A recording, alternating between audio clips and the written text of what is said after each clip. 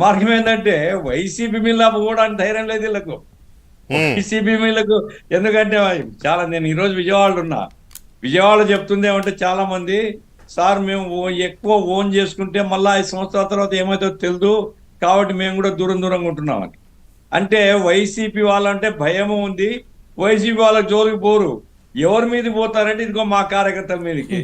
ఇట్లాంటి ఉదాహరణలు చెప్తాను నేను. చిన్న చిన్న ఉద్యోగులండి.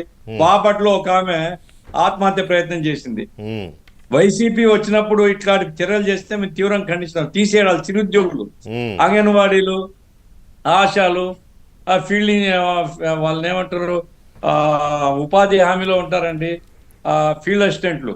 ఉమ్. అటువంటి వాళ్ళు ఏదండి 10,000, 8,000, 5,000, 6,000 జీతం కాదు. మా వాళ్ళు ఉంటారు, నువ్వు వెళ్ళిపో. చట్టపరంగా ఉద్యోగం అపాయింట్ అయినటువంటి మా వాళ్ళు ఉంటారు అనేటువంటి పద్ధతి ఏమిటి? ఇప్పుడు పనులు జరుగుతుంది ఏమంటే ఎలక్ట్రిసిటీ దాంట్లో చాలా మందిని తొలగించేస్తున్నారు. కాబట్టి నేను చెప్పేది ఏమంటే ప్రభుత్వం వాళ్ళు చేసినారు కాబట్టి మేము చేస్తాము అంటే వాళ్ళకు పడిన కదా మీకు పడుతుంది కదా. కాబట్టి అదుపులో ఉండడం మంచిది. నేను ఇప్పుడు చెప్తున్నాను, ఈ ఘటనలు చెప్పినాను కాబట్టి కేవలం టీడీపీ తప్పని చెప్పడంలా. నేను చెప్తున్నాను, మీరు విచారణ జరిపి శిక్షించాల్సింది జగన్మోహన్ రెడ్డిని, ఇంకా పై నాయకులు ఎవరైతే ఉన్నారో, లక్షల కోట్ల రూపాయల ప్రజాధనాన్ని కొల్లగొట్టినారో ఈ దుర్మార్గానికి కారకులైనటువంటి అధికారులను బయటికి లాగండి, కఠినాతి కఠినంగా శిక్షించండి.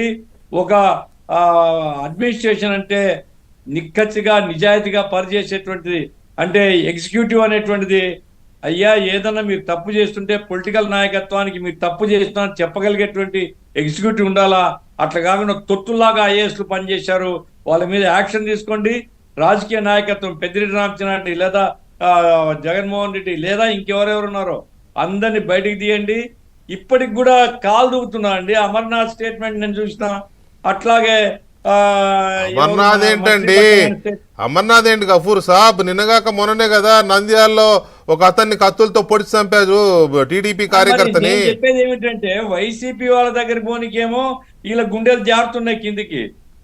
ఎదుగో ఇట్లాంటి మామూలు వాళ్ళ మీదకి పోతున్నారు, చిరుద్యోగుల మీద ఏది బలప్రయోగం చేస్తున్నారు. కాబట్టి రూల్ ఆఫ్ లా ఉండాలండి. ఏ గవర్నమెంట్ అని రూల్ ఆఫ్ లా ఉండాలి.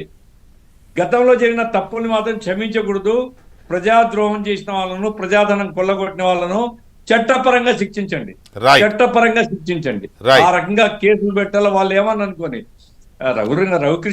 రఘురామకృష్ణరాజు గారు కూడా అది 307 అప్లై కాదు, సరే ఆయన పెట్టవచ్చు, ఎందుకంటే బాధితుడు కాబట్టి ఆయన కంప్లైంట్ చేయడం కరెక్ట్. అట్లాంటి బాధితులు చాలా మంది ఉన్నారు.